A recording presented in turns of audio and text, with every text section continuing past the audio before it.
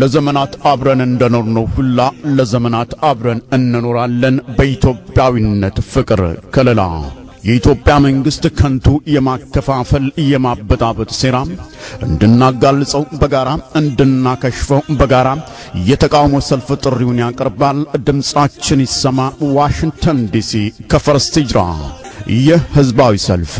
እኔ አቡበክር ነኝ እኔ አህመድ ዲንጀበል ነኝ እኔ ያሲን ኑሩ ነኝ እኔ ካሚል ሸምሱ ነኝ እኔ አህመድ ሙስጠፋ ነኝ የሚል ጽናታዊ ህብረ ድምጽ የሚሰማበት የመንግስት ጸያፍ የቶርቸር የድብደባ የግርፋት የማሰቃየት ተግባር የሚጋለጽበት በመላው ኢትዮጵያ እየደረሰ ያለው የመብት ረገጣ በይፋ የሚወገዝበት መንግስት የቀለለበት ጂሃዳዊ ሐረካት የተባለው ቀጣፊ ፊልም የከሸፈ ከንቱ ሴራ መሆኑ የሚነገርበት ፍትህ ዲሞክራሲ በእናት ሀገራችን ኢትዮጵያ ይመጣ ዘንድ ያገርን አድን ድምጽ የሚሰማበት ነው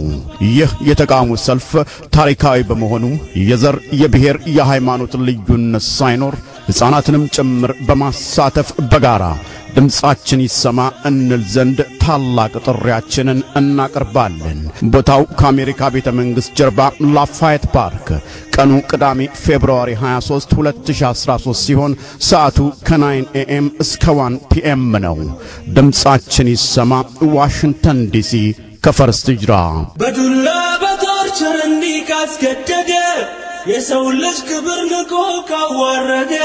ስጋና የጉናን ደምህን የጠጡ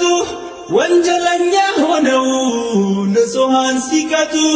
ጊዜው ቢረዝምም የትም አያመልጡ